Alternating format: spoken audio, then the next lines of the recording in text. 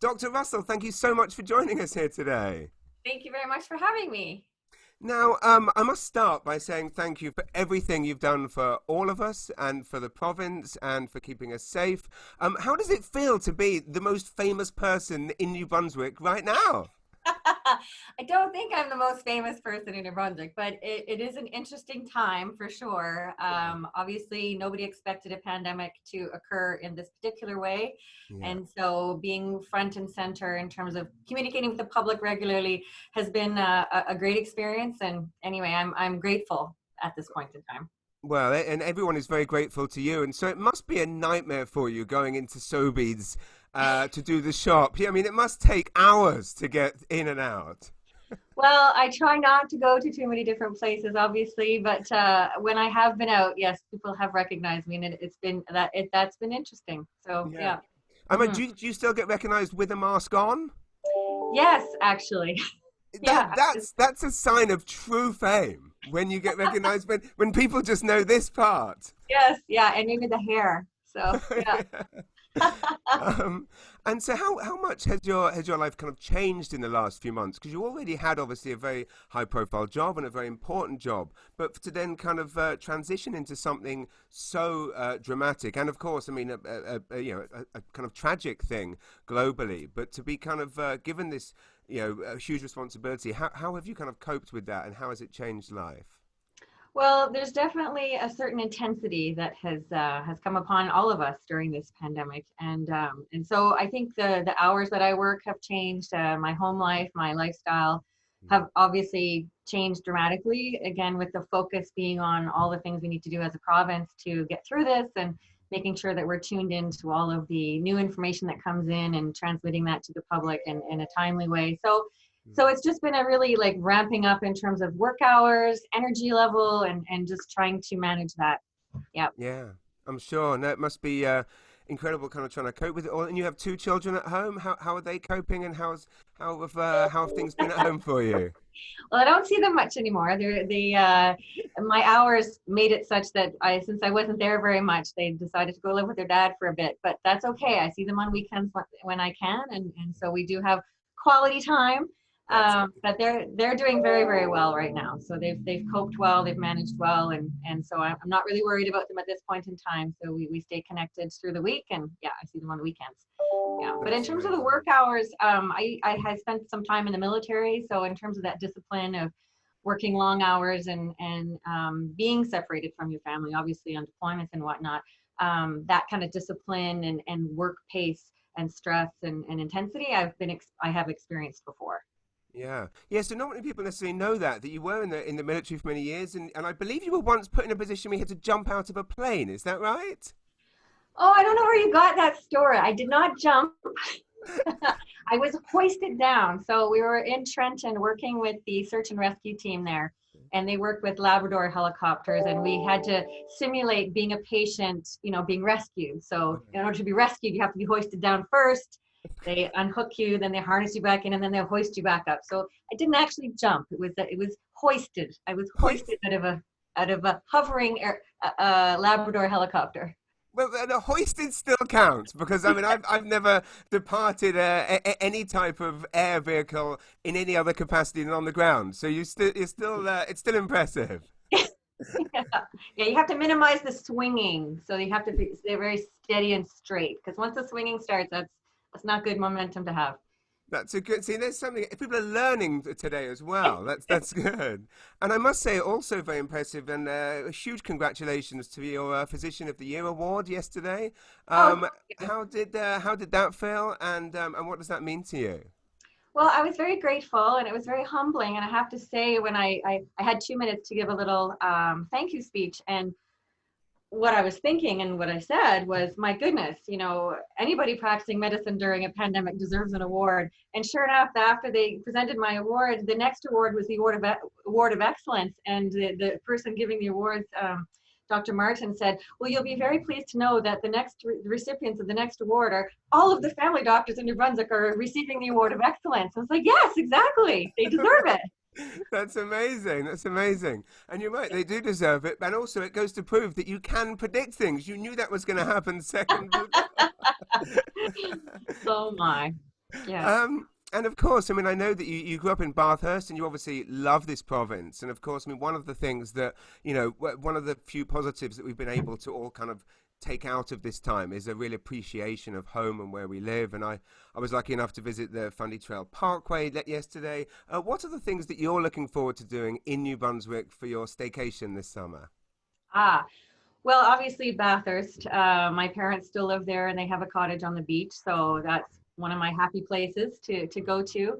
I have enjoyed camping around the province in Fundy. I've hiked Mount Carlton, so any of those Wow. types of things I can see myself being inclined to do if I get a chance to. Yes. Yeah, Mhm. well, I hope you do get a chance to. That's true. Yeah, I imagine right now there is not much opportunity for downtime, but we're all hoping, of course, that you do get that downtime that you deserve so well.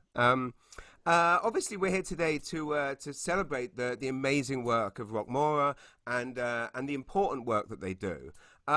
Is there anything that you could kind of share with our viewers today about the kind of importance of supporting organisations like this?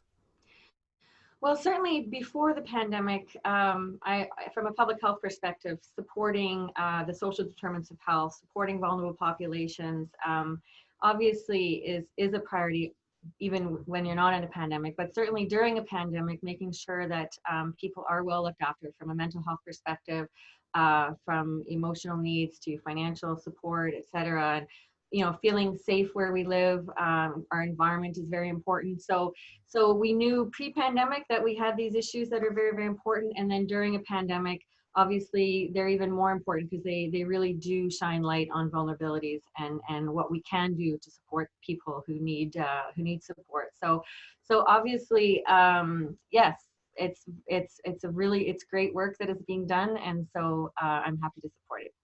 That's really nice, and it's the thing that I've loved so much about this, and of course, here we all are live here on Saturday night, right? And and I love the fact that again, I mean, certainly New Brunswickers, almost more than any other region, we're known for kind of our resilience and the fact that people are kind of making the best of what is obviously a tragic situation.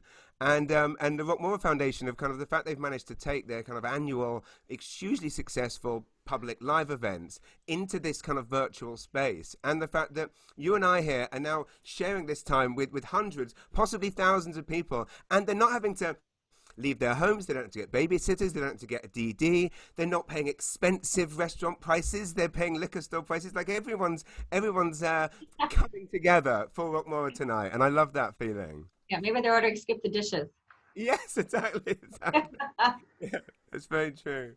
Um, and how have you felt about the fact that, of course, as your people's kind of love for you has grown and people have learned more and more about you, you've kind of just garnered this brand new fan base for your musical side, which suddenly people became aware of. I noticed the YouTube views shooting up. I was already aware of your musical side and a fan of it, but I'm glad to see that everyone else is jumping on. How did that feel as that started to happen?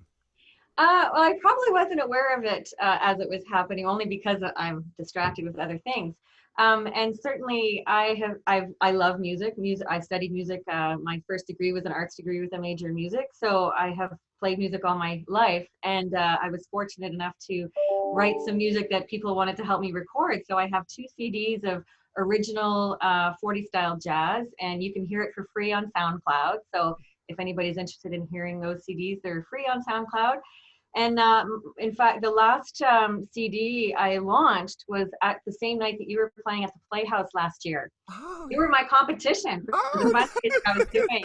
I was doing a fundraiser for Liberty Lane. It's like, oh, that James Mullinger, he's at the Playhouse. He's cutting into my potential fundraiser. People that were going to come. But anyway, no, that didn't happen.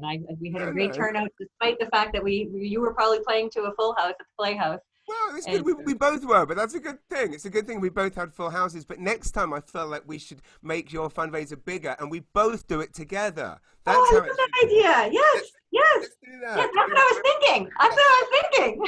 Perfect. Well, that's a done deal. We have witnesses, hundreds of Okay, thousands of them. We are definitely going to do that together. Um, wonderful.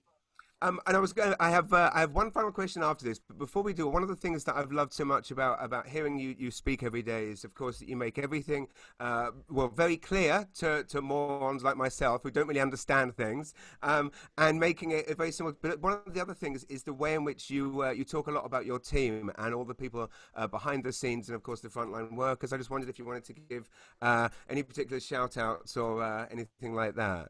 Oh my goodness. The team of people that I work with are so fantastic. And this is a very large team. I mean, my immediate team obviously are the public health folks, and then we are integrated with the health folks, the Department of Health. And we have an emergency operations team that was working basically 7 days a week, 15-hour shifts, rotating through. There's about 40 people in this room every day, you know, morning, noon, and night, doing in briefs and out briefs, very military like actually. And so the energy, enthusiasm, and passion and dedication of these people is incredible. So shout out to the emergency operations committee here at Department of Health, with representatives from all over government. So education, oh my God, I'm going to leave them all out if I try to name them all. But many, you know, social development, et cetera, like many government representatives to sort of wrap their arms around all the needs that we had in terms of solving problems and managing the crisis. And then, you know, the EMO people and Department of Public Safety, so it's huge. And then, yes, the frontline people, all the healthcare workers, and all the essential workers. Obviously, we can't do our job without everybody kind of working as a team. So everybody who's been working really hard. I think, you know, people talked about, oh, you must have had some luck, and like, no. You know, yes, we didn't have a super spreader event at the beginning, like places in Newfoundland and whatnot, but we had a lot of people who were doing a lot of planning and a lot of organizing to get us to where we are right now, and continuously learning mock exercises, tabletop exercises, you know, really practicing and working through all of the details that need to be hammered out so that we are solid in our responses. Yeah, because, you know, we know we're going to continue to have more outbreaks until we get a vaccine. Yeah, of course. Well, as you rightly say, we salute all of them, and I salute you. I can't thank you enough, and I can't thank you for being here today and taking time out of your busy schedule to support Rocmaura.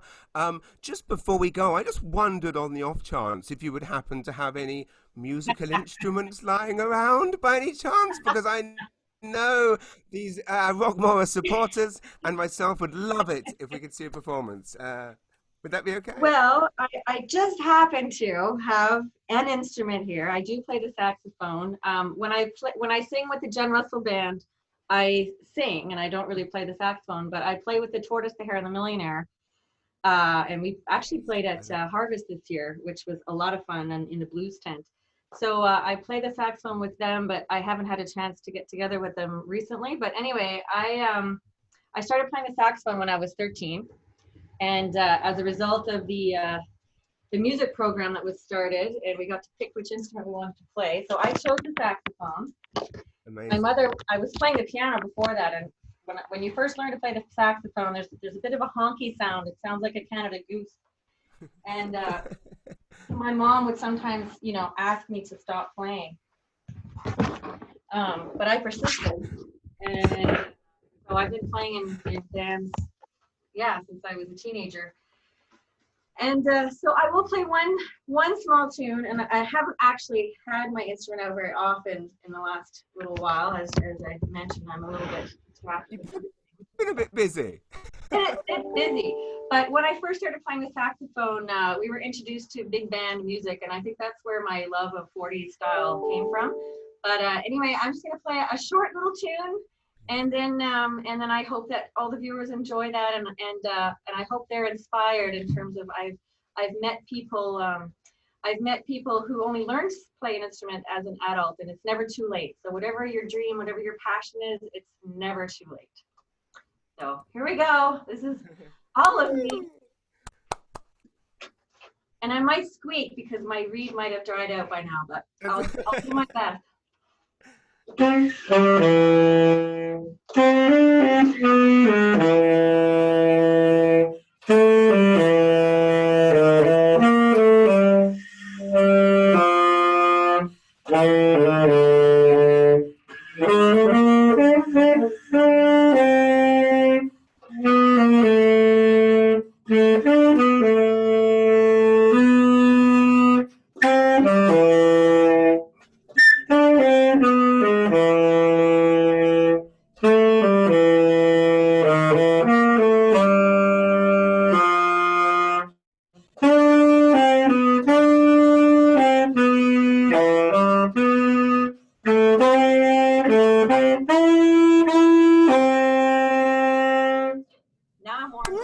Ladies and gentlemen at home, around your campfires, in your gardens, in your living rooms, give a big round of applause to the one, the only, amazing Dr. Russell. Thank you so much for your time, for your service, and for that performance. And I can't wait to see you live on stage with the Tortoise, the Hare, the Millionaire. I'm a big fan of them, big fan of yours. Thank you so much, and have a wonderful day. I salute you.